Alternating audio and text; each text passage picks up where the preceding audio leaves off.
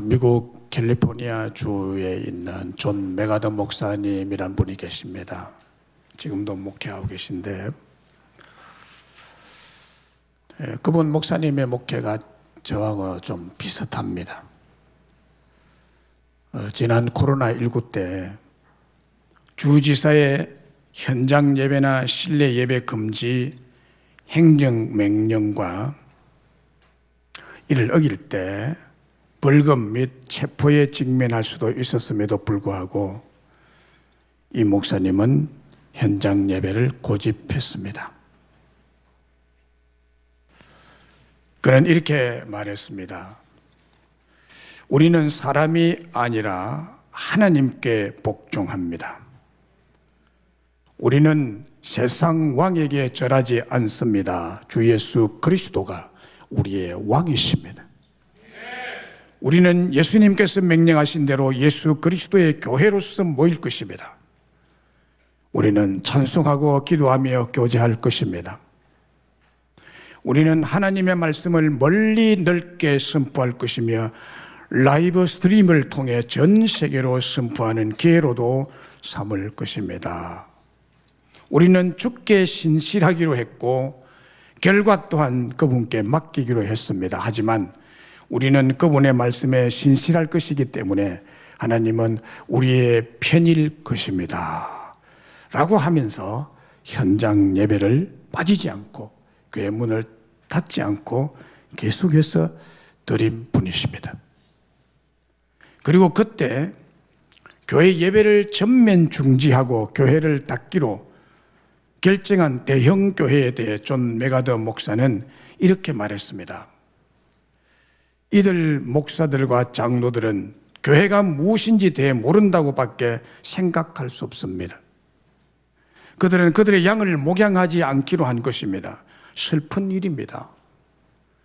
정부는 하나님이 목회자와 성도에게 주신 권한을 침해하는 방식으로 교회 일에 간섭할 권한이 없습니다. 이에 순응함은 우리 주님의 명백한 명령에 불순종하는 것입니다 라고 한탄했습니다. 전적으로 맞는 말씀이고 성경적이고 바른 예배관을 가진 목사님이십니다. 그리고 그의 책 참된 예배라는 책에 이런 질문을 던지면서 오늘날의 잘못된 예배를 신랄하게 지적하고 있습니다. 예수님이 오늘날 나타나셔서 기독교의 거대한 모습을 살펴보신다면 어떤 반응을 보이실까요? 어떻게 하실까요? 이러면서 나는 예수님께서 오늘날 진행되는 기독교적 예배에 대해서 어떤 종류의 것들을 말씀하셔야만 하실지 의심스럽습니다. 예배라는 책의 저자인 A.P. 깁슨은 이렇게 말했습니다. 종교개혁 이후에 유럽의 기독교 예배에 대한 유대교적 내용들을 지적하고 있습니다. 기독교회에 있어서 소위 공중예배라고 하는 것의 대부분이 기독교화된 유대주의에 지나지 않습니다. 그러니까 유럽 교회가 거의 천주교 예배 행식을 답습하고 있는 실정이라는 거예요. 종교개혁을 한 이후라도. 그리고 몇몇 경우에 얇게 베일에 씌워진 이방주의에 지나지 않습니다. 유대주의에는 이스라엘의 예배를 혼자서 집행할 수 있었던 독립된 제사장 계급이 있었습니다. 기독교계에는 모든 신자들이 제사장이라는 신약의 명백한 가르침에도 불구하고 목사라고 일컬는 인간이 만든 제사장직이 예배에 필수적입니다. 유대주의의 이러한 제사장들은 목사들이 그러한 것처럼 독특한 옷을 입었습니다. 유대주의는 지상의 성소 또는 건물을 강조했습니다. 마찬가지로 기독교도 봉헌된 예배 처소들을 매우 많이 만들고 그 건물들을 하나님의 집이라고 잘못 부릅니다. 유대인 제사장들은 하나님께 제물을 바치는 제단을 갖고 있었습니다. 기독교도 이러한 야단스럽게 꾸민 건물들 안에 제단들을 세우고 그 앞에 양초들이 불타고 향이 드려집니다. 그리고 많은 경우에 그 위에 성찬용의 빵이 놓여지는데 그것은 그리스도의 몸으로 생각됩니다. 유대주의를 본딴 이 모든 것이 신약의 가르침과 절대적으로 다른 것임은 말할 필요조차 없습니다. 이와 같이 기독교는 그것 자체에 특별하게 교육받고 임명돼 제사장직을 창설했는데 제사장의 존재는 성례를 집행하는 데 필수 불가결합니다. 호화로운 외투를 걸친 이러한 사람들은 불타는 양초, 십자가와 연기가 피어오르는 향을 배경으로 하여 피 없는 제단 앞에 서서 평신도들을 위해 예배를 집행합니다.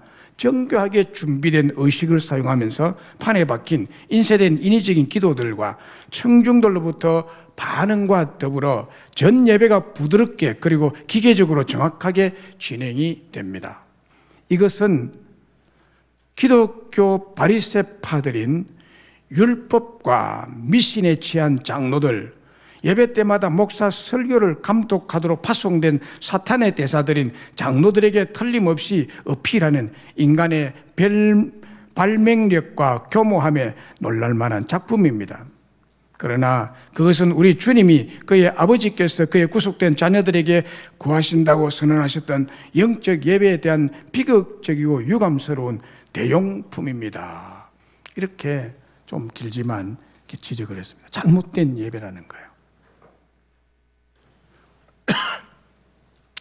현재 미국의 대형 교회들이 가톨릭 교회의 예배를 따라가는, 유대주의의 율법적 예배를 따라가는, 그래서 아버지께서 찾으시는 영적인 예배에서 아주 많이 빗나갔다는 사실을 지적하면서 비판한 얘기죠. 한마디로 말하면. 존 메가더 목사님은 예수님이 오늘날 나타나신다면 이런 예배를 받지 않을 거다는 거예요. 이런 예배를 받지 않을 거다. 다시 말하면 알지 못하는 흥분된 상태의 사마리아적 형태의 예배는 물론이고 깡마르고 냉랭하고 마음이 없는 위선적이고 율법적인 빈 껍데기에 죽은 예배를 드린 유대주의에 흡사한 오늘 교회의 예배를 싫어하시며 책망하시며 받지 않을 것이라고 지적하고 있습니다. 그렇습니다, 여러분. 우리 인간의 삶에 있어서 하나님 아버지를 기쁘시게 하고 그 영광을 드리는 것보다, 그 영광을 드리는 이 예배를 드리는 것보다 더 중요한 일은 이 세상에 아무것도 없습니다. 여러분, 이것을 믿으시기 바랍니다. 오늘 이 주일날 예배 드리는 것보다 더 중요한 일은 여러분의 인생에 없습니다. 하나님 아버지께서 찾으시는 바른 예배는 하나님의 형상으로 지음받은 인간으로서 최상 최고의 경배와 숭배의 행위이고 믿음의 고백인 것입니다. 지난주일에 말씀드린 대로 요한복음 4장 23절에 아버지께서는 자기에게 이렇게 예배하는 자들을 찾으시느니라고 말씀했습니다.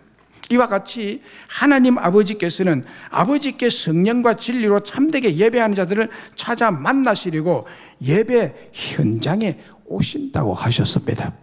하나님은 영으로서 이 시간 눈에 보이지 않지만 이 시간 임재하여 계십니다. 누가 참 진리와 성령의 뜨거운 마음으로 하나님을 향한 예배를 드리느냐는 거예요. 그 사람을 찾기 위해서 여기에 지금 와 계십니다. 오늘 본문에도 보면 여호와께서 너희는 나를 비겨서 은으로나 금으로나 너희를 위하여 신상을 만들지 말고 내게 토단을 쌓고 그 위에 네 양과 소로 네 번제와 화목제를 드리라. 내가 내 이름을 기념하는 모든 곳에서 네게 임하여 복을 주리라 라고 말씀하고 있습니다. 이 말씀은 이스라엘 백성들이 출애굽해서 시내 광야에 도착했을 때 그곳에 있었던 시내산에서 하나님께 나타나셔서 모세를 시내산 꼭대기로 부르십니다. 모세야, 너만 올라오너라. 그리고는 그 택한 이스라엘 백성들에게 지켜야 할 십계명을 주시면서 이렇게 말씀하셨습니다. 내가 독수리 날개로 너희를 업어 내게로 인도하였고 너희가 하나님 앞에서 제사장 나라가 되고 거룩한 백성이 될 것이라고 말씀해 주셨습니다. 그러니까 이스라엘 백성들이 일제히 이 말을 듣고 이렇게 고백합니다. 무슨 고백을 하는가 하면 출애굽기 19장 8절에 보면 여호와께서 명령하신 대로 우리가 다 행하리이다. 다 행하리다라고 했습니다. 그러나 이스라엘 백성들이 한 이 말을 하나님이 어떻게 받아들이셨냐는 거예요. 이 말을 믿으셨느냐? 하나님 믿지 않으셨습니다. 하나님은 한순간도 이스라엘 백성들의 이런 고백을 믿지 않으셨습니다. 왜냐하면 그 백성들의 기질을 알기 때문이에요. 하나님 이스라엘 백성들이 십계명을 철저히 지키고 모든 율법을 준수함으로 하나님 앞에 가까이 나올 수 없다는 사실과 인간 자기들의 의로운 행위에 근거해서 하나님을 가까이 할 수 없다는 것을 너무 잘 알고 계셨기 때문에 십계명을 주신 뒤에 십계명이 있죠. 1계명부터 10계명까지 우리가 지켜야 될 계명이죠. 그것을 주신 다음에 오늘 본문의 내용대로 은혜로운 예배 규정을 내리신 것입니다. 그러면서 우상의 신상을 만들지 말고 어떤 행태로도 만들지 말고 하나님 앞에 예배의 제단인 흙으로 쌓은 토단 제단을 만들어서 양과 소로 번제와 화목제를 드리라고 했습니다. 이 예배의 제단은 하나님께서 하나님의 이름을 기념하는 제단으로서 이곳에서 예배의 제물을 드리는 자에게 임하셔서 복을 내려주실 것이라고 분명히 약속하시고 이것이 바로 예배의 언약입니다. 오늘 우리는 이 본문을 가지고 말씀을 여러분들에게 드리겠습니다. 그러면 예배에 있어서 은혜로운 예배 규정, 예배 언약의 내용이 무엇입니까? 한마디로 말하면 이렇습니다. 하나님은 예배의 제단을 우리에게 주시고 그곳에 임재하여 복을 주신다는 내용입니다. 쉽게 말하면 하나님이 우리에게 복을 주고 싶다는 거예요. 하나님이 인간에게 복을 주고 싶다. 그러니까 내가 토단으로 쌓은 흙으로서 토단을 쌓은 그곳에 나오너라. 이곳에 나와서 제사를 드리고 예배를 드리라 하는 것을 말씀했죠. 자, 여기 토단은 제사를 드리는 제단이죠. 이 토단이라는 것은 하나님이 마련하신 제단이란 뜻이에요. 하나님이 친히 마련하신 제단. 뒤에 보면은 돌로서 정으로 잘 다듬은 제단은 부정한 것이라고 말합니다. 인간이 만든 제단은 하나님이 그곳에서 임하지 않고 그곳에서 드리는 예배도 받지 않을 것이라는 거예요. 그런데 토단의 예배를 드리라. 토단.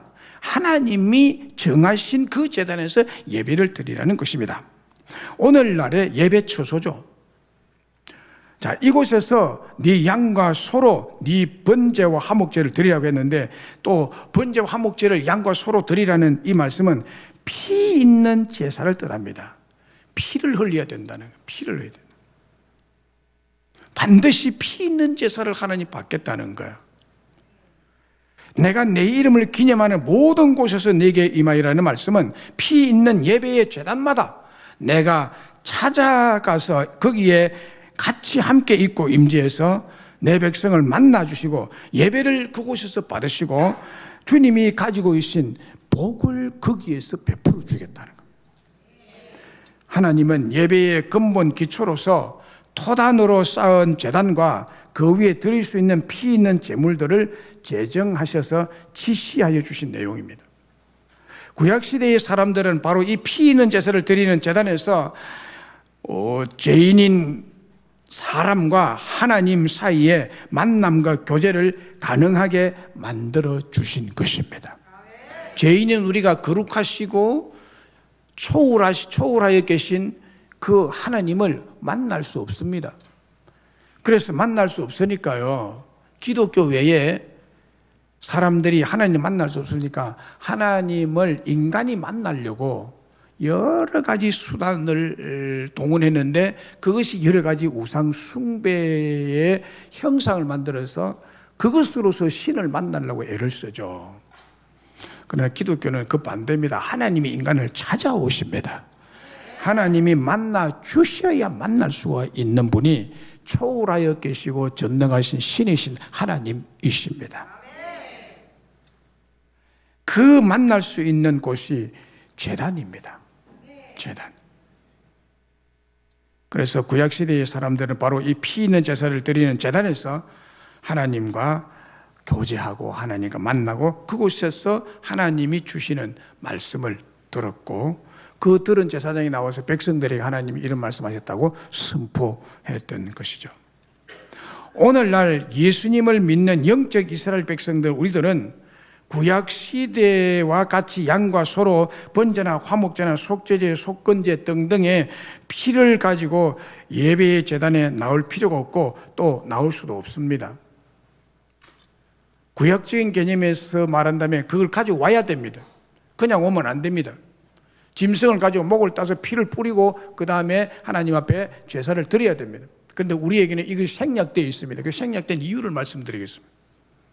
우리는 십계명을 지킴으로 되는 것이 아니라 십자가에서 피 흘려 죽으신 예수 그리스도의 영단번에 드린 제사, 이것을 영단번에 드린 제사라고 그럽니다. 이게 뭔가 하면 한 번 십자가의 제사 드림으로 영원히 효력이 있는 그런 제사라는 거예요.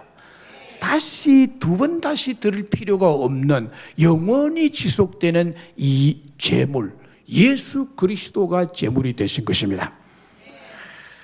이 제사가 오늘 우리와 하나님과의 만남과 깊은 교제를 가능하게 했다는 거예요. 이것을 우리가 믿고 지금 예배를 드리고 우리가 믿고 구원받은 백성으로서 살아가는 거거든요. 그러므로 예수님의 십자가의 죽으심은 하나님 아버지께서 참된 예배자를 찾으시는 간절하고도 애타는 마음이십니다. 이런 근본적인 이유에 의해서 하나님은 예배의 제단을 인간에게 주시고 그곳에 임재하여 예배를 드리는 우리 모두에게 복을 주실 것이라고 약속하고 있습니다. 이 예배는 하나님께 영광을 올려드리는 경배일 뿐만 아니라 우리가 그 시간에 하나님 아버지로부터 복을 받는 거룩한 시간입니다. 그리고 23절에 보면 너희는 나를 비겨서 은으로나 금으로나 너희를 위하여 신상을 만들지 말라라고 했습니다. 이것은 우상 숭배를 하지 말라는 거죠. 이것은 예배자의 절대 규례입니다. 예배자의 우상이 있으면 안 돼요. 바른 예배자는 우상을 섬기지 말아야 합니다.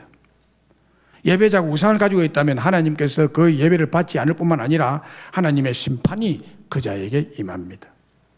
여호수아서 23장 16절에 보면 광야를 지나서 가나안 땅에 정착한 이스라엘 백성들에게 여호수아가 하나님 말씀으로 경고한 말씀이 있습니다. 이렇게 말합니다. 만일 너희가 너희의 하나님 여호와께서 너희에게 명령하신 언약을 범하고 가서 다른 신들을 섬겨 그들에게 절하면 여호와의 진노가 너희에게 미치리니 너희에게 주신 아름다운 땅에서 너희가 속히 멸망하리라. 우상 섬기면 망할 것이라고 말합니다. 오늘 예수님을 믿는 교인들은 눈에 보이는 돌이나 나무나 은금으로 우상을 만들어 섬기는 일은 없습니다.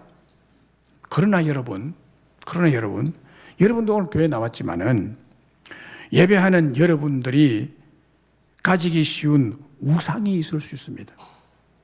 우상을 가지고 이 자리에 나와 있을 수 있다는 거예요. 무서운 일입니다. 하나님은 우상, 어리석은 상, 이걸 굉장히 싫어하십니다. 정말 그 만물의 영장인 인간이, 곧 하나님의 행상으로 지음받은 하나님이 사랑하는 인간이 다른 우상을 만들어서 그 앞에 절하고 거기에 굴복하고 그것을 신이라고 인정하고 막 이렇게 하는 것을 하나님은요 너무너무 싫어하십니다. 그래서 우상성이 이 자를 다 모조리 잡아가지고 지옥에 쳐넣는 것입니다. 하나님을 알지 못하고 산을 보아라, 태양을 보아라, 별을 보아라, 바다를 보아라, 이 위대하고 거대한 것이 어떻게 생겨났느냐? 저절로냐? 만드신 자가 있다는 거예요. 하나님이십니다. 그분을 안 믿고 어리석은 우상을 만들어서 거기에 절한다? 하나님 진노 안 할 것 같아요. 그러면 교회 다닌다는 사람에게 있는 우상이 뭐냐는 거야.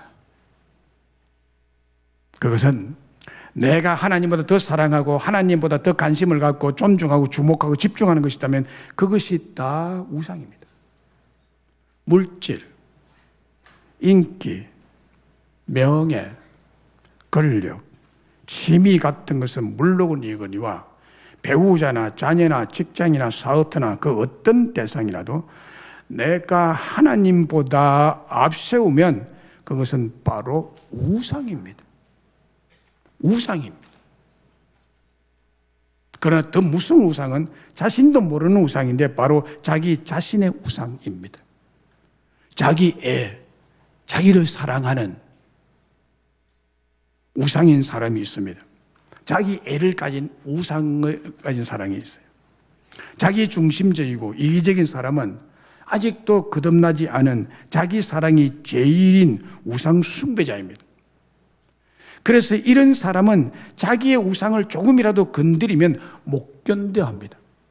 저는 목회하면서 이런 사람들을 들어 만나보았습니다.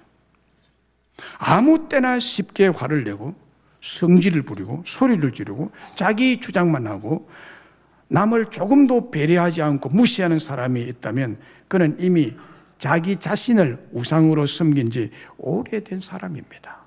이게 잘 인지를 못해요. 이것이 우상인지를 인지를 못합니다. 그래서 이런 사람은 어느 곳을 가든지 심지어는 교회에 예배드리기 위해서 왔어도 자기만 알아주고 자기만 대접받기를 원하고 혹시라도 대접받지 못할 때 기분이 나쁘고 화가 나고 시험이 드는 사람이 있다면 이것 또한 자신을 우상으로 섬기는 사람입니다. 여러분, 우리는 우리 자신도 하나님보다 나를 사랑할 수가 없습니다. 믿습니까? 이게 극복되어야 됩니다.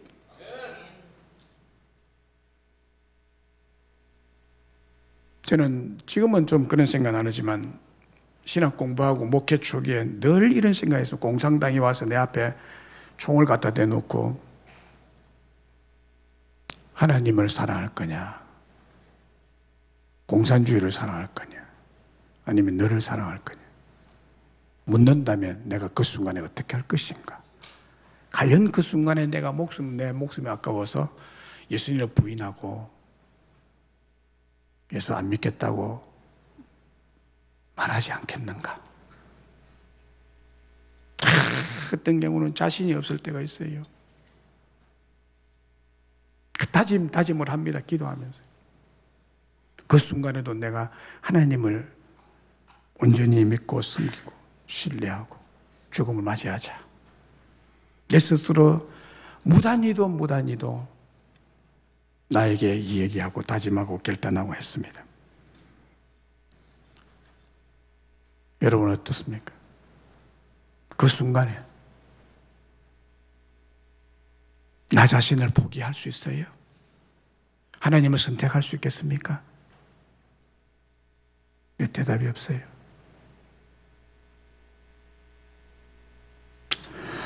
우리 주님만이 홀로 경배를 받으시고 예배를 통해 높임을 받으실 대상이신데 내가 교회에서 그런 대접을 못 받는다고 화를 내고 신경질을 부린다면 자기 스스로가 이미 우상이 되어 있는 사실을 여러분 크게 회개하고 자기 자신의 십자가에 못 박아 죽이고 참된 예배자로 돌아서는 것이 시급한 일입니다. 이사야서 6장 5절에 그때에 내가 말하되 화로다 나의 망하게 되었도다. 나는 입술이 부정한 사람이요 나는 입술이 부정한 백성 중에 거주하면서 만군의 여호와이신 왕을 배웠음이라 하였더라라고 했습니다. 이사야 선지자의 절망스러운 절규입니다. 뭡니까? 화로다 나의 망하게 되었도다. 나는 입술이 부정한 사람이요 나는 입술이 부정한 백성 중에 거주하면서 만군의 여호와이신 왕을 배웠음이로다 했습니다. 하나님 앞에 인간이 아무 대책 없이 아무 아무 조건 없이 나가면요 죽습니다. 하나님이 가만 안 둡니다. 바로 거기에서 죽입니다. 죄인이 아무런 조치 없이 부정한 우상을 가지고 거룩하신 하나님 앞에 나가면 죽임을 면치 못합니다. 출애굽기 19장 12절로 13절에 보면 너는 백성을 위하여 주위에 경계를 정하고 이르기를 너희는 삼가 산에 오르거나 그 경계를 침범하지 말지니 산을 침범하느냐 반드시 죽임을 당할 것이라. 그런 자에게는 손을 대지 말고 돌로 쳐 죽이거나 화살로 쏘아 죽이게 하리니 짐승이나 사람을 막론하고 살아남지 못하리라 라고 했습니다. 이게 무슨 말인가 하면 하나님이 지금 시내산에 강림해 계십니다. 그 산에 제멋대로 아무런 조치 없이 우상을 가지고 침범하는 자는 반드시 죽임을 당할 것이라는 겁니다. 다시 말하면 하나님은 사람들이 그들이 할 수 있다고 생각하든 어떻게 하든지 간에 그들이 그의 율법을 지킬 수 없었기 때문에 하나님 앞에 나올 수가 없고 만약에 제멋대로 거룩한 하나님 앞에 나왔다가는 죽음의 심판을 면할 수가 없다는 것입니다. 구약의 율법으로는 죄인인 인간이 직접 하나님 앞에 나가서 예배 곧 제사를 할 수 없었고 예배할 자유나 권리가 전혀 없었습니다. 오직 율법으로는 심판받을 정죄만 남아있을 뿐이었습니다. 그런데 자비와 긍휼의 풍성한 하나님께서 그들 스스로 하나님 앞에 접근할 수 없다는 것을 이미 아셨습니다. 그래서 하나님은 지극히 긍휼과 사랑하심으로 교제와 만남과 사귐의 수단으로 예배의 제단을 주신 것입니다.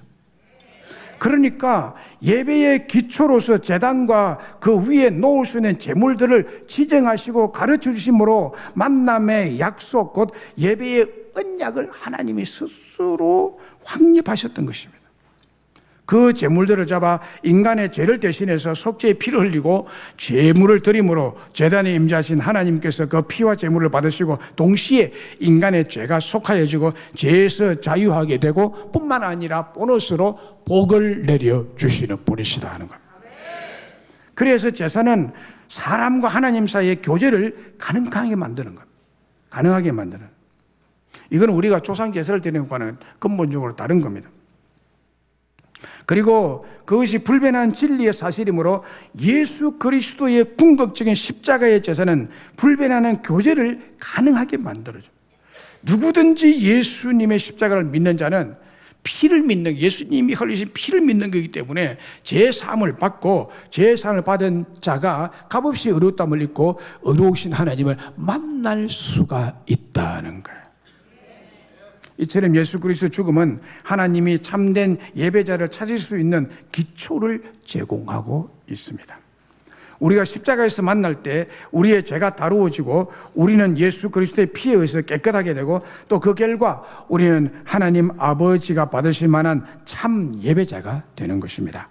이와 같이 예수 그리스도의 희생주 죽음에 의해서 가능하게 된 우리의 구원은 우리의 예배 드림의 절대적인 이유와 절대적인 근원이 되는 것입니다. 레위기 17장 11절에 보면 이렇게 말했죠. 육체의 생명은 피에 있음이라.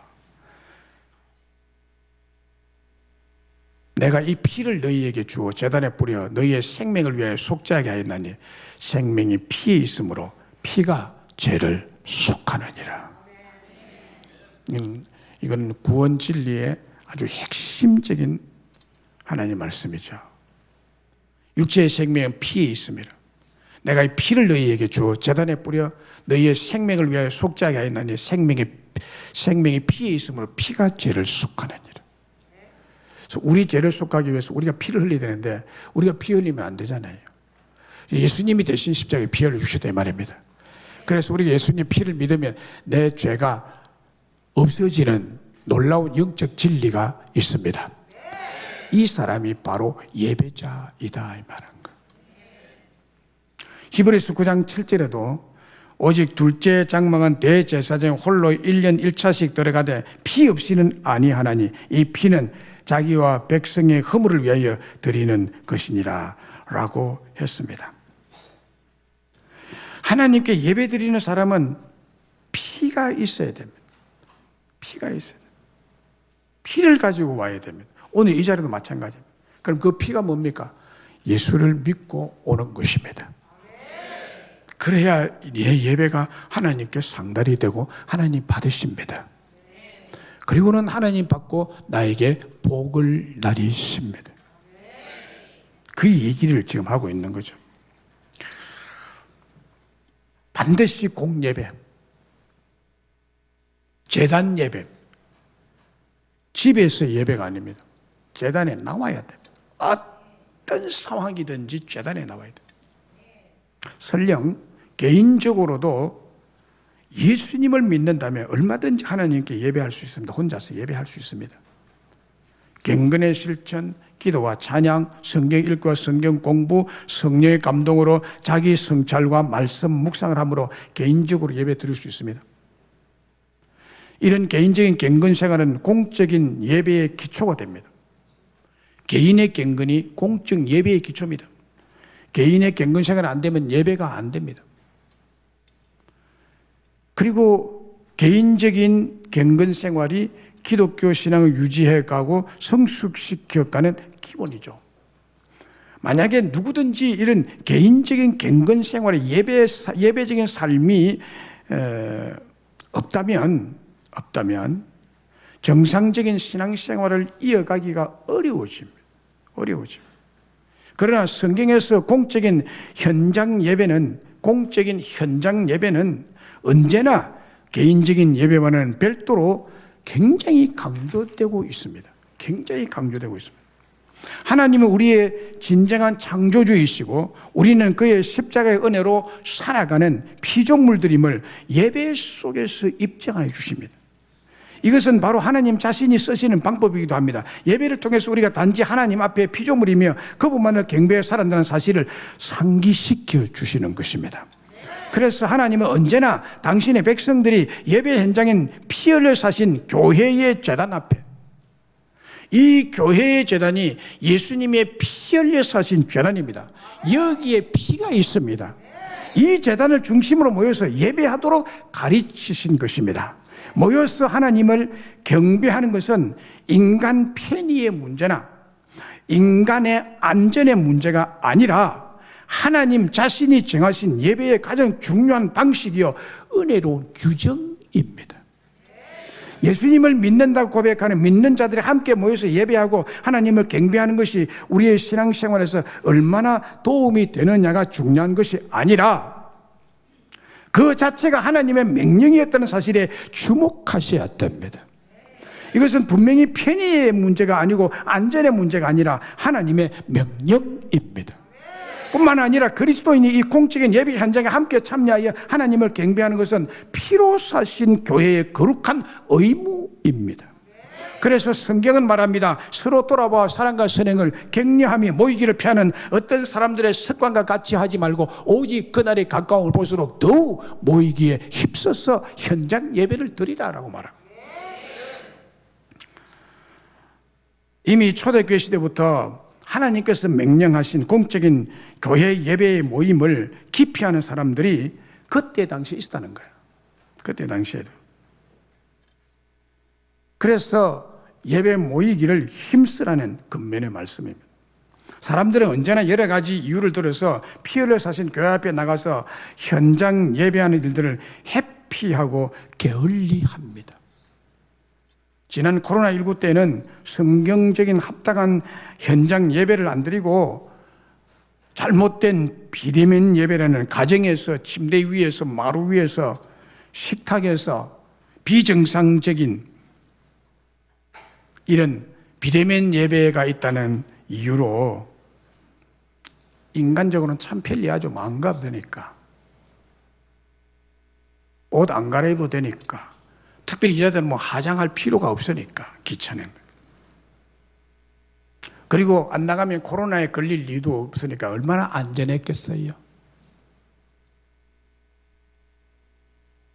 그러나 여러분, 코로나19 때 한국교회, 미국교회도 마찬가지지만 특별히 대형교회들이 바른 예배를 왜곡시키는 참 예배에 대한 크나큰 오류를 범한 슬픔의 역사가 남게 됐습니다. 그 결과 지금 교회가 성장에 큰 타격을 입고 있는 것이 실정입니다. 창세기 11장에 보면요, 바벨탑 사건이 기록되어 있습니다. 요약을 설명하면요, 인간들이 모여가지고 바벨탑을 쌓았습니다. 얼마나 높은지 하늘에 거의 닿을 정도로 아주 높이 쌓았습니다. 하나님이 이걸 보고 용납하지 못합니다. 인본주의 사상, 세속주의 인간의 탐욕으로 하나님과 같이 되고 이 탑을 쌓아서 우리의 이름을 날리자고, 그리고 우리가 절대로 이 탑을 중심으로 흩어짐을 면하자고, 이름을 날리고 흩어짐을 면하자고, 우리 인간이 단합해서 이 바벨탑을 중심으로 이렇게 우리가 살자. 언어가 하나고 구음이 하나다 이랬습니다. 말이 다 통하니까 얼마나 단합이 잘하고 언어가 잘 됐겠어요. 하나님 오셔가지고 이 인본주의, 세속주의, 탐욕주의를 완전히 쓸어버립니다. 그라운드 제로로 만들어버립니다.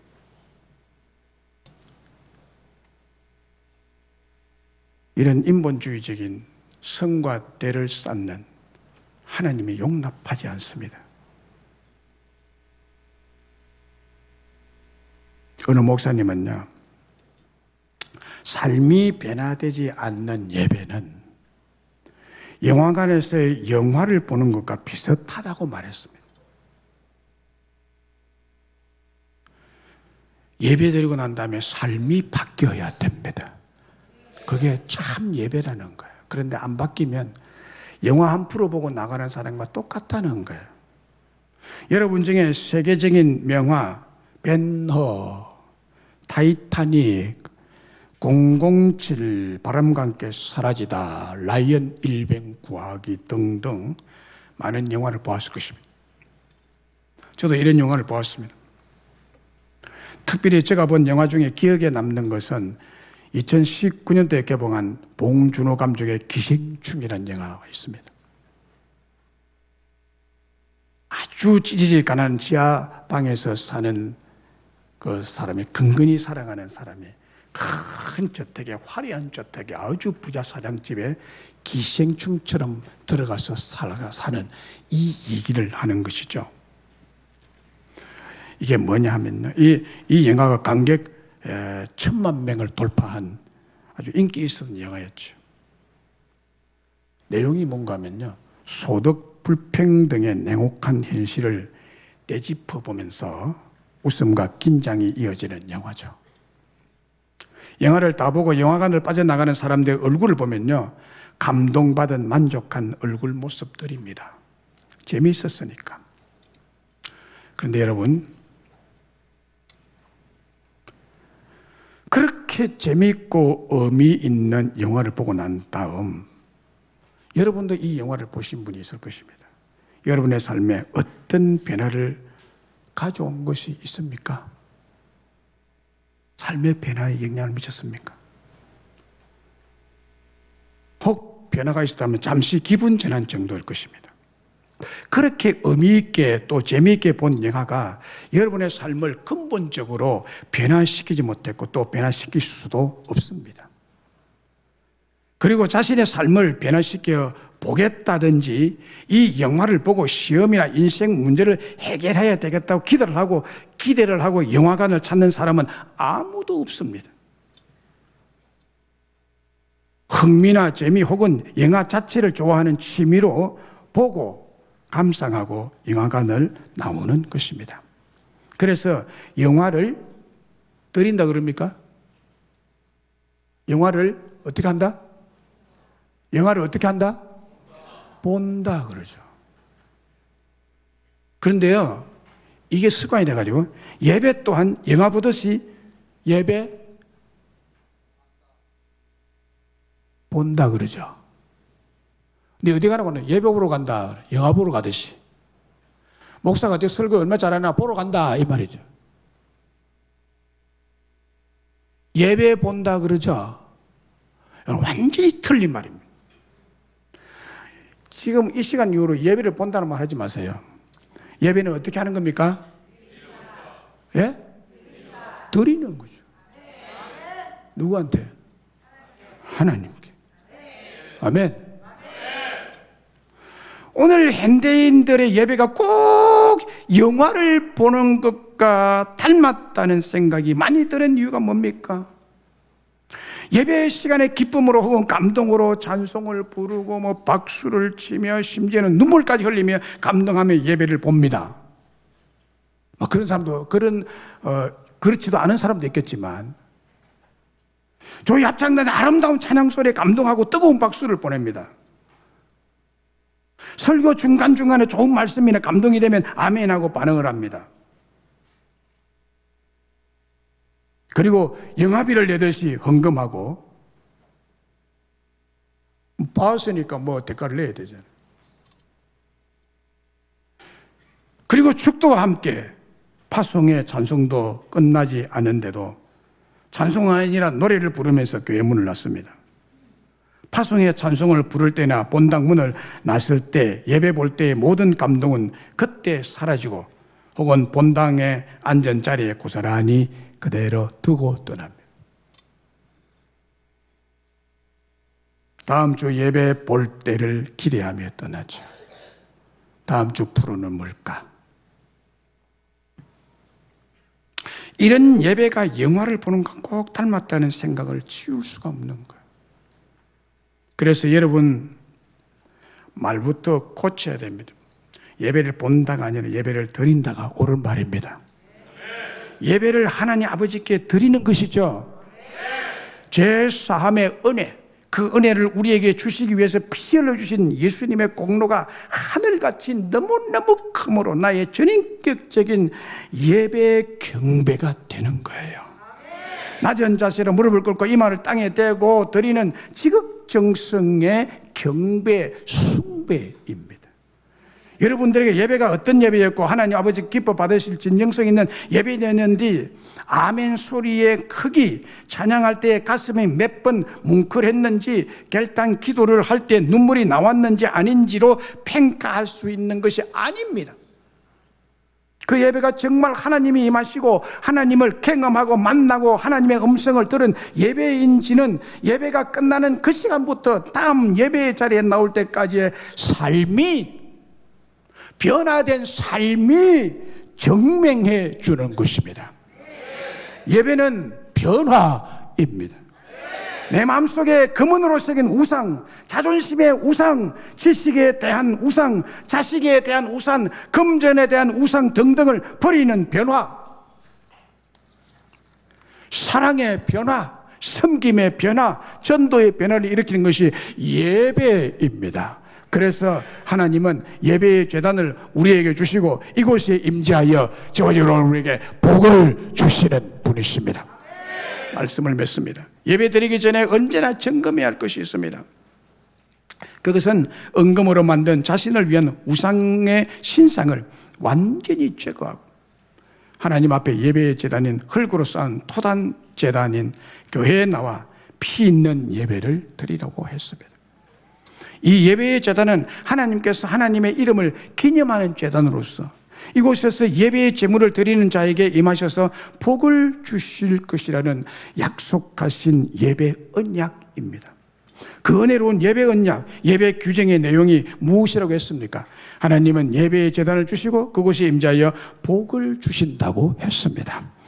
예배 현장에서 주시는 복은 바로 우리가 변화되는 축복입니다. 예배 현장에서 뿐만 아니라 삶의 현장에서도 그리스도인으로서 다른 모습과 태도, 변화된 삶의 예배를 드리는 축복을 주신다는 말씀이 오늘 말씀의 핵심 내용입니다. 그래서 하나님 아버지께서 기뻐 받으시는 예배는 우상을 제거하고 십자가에 피 있는 예배를 받으신다고 했습니다. 그리고 잘못된 예배의 성경적인 신뢰를 바벨탑 사건으로 생각했습니다. 바벨탑을 쌓아 올리듯이 예배를 물질이나 건세나 명예나 자기 애를 드러내는 바벨탑 쌓는 예배는 하나님께서 분노하심으로 하나님의 심판으로 다 흩어버리신다고 경고했습니다. 생각해 보세요. 예배를 영화 한 편 보듯이 보고 마는 그런 예배가 아니었습니까? 아니면 우상을 완전 제거한 피 있는 예배자인지 깊이 깨우치시기를 바랍니다.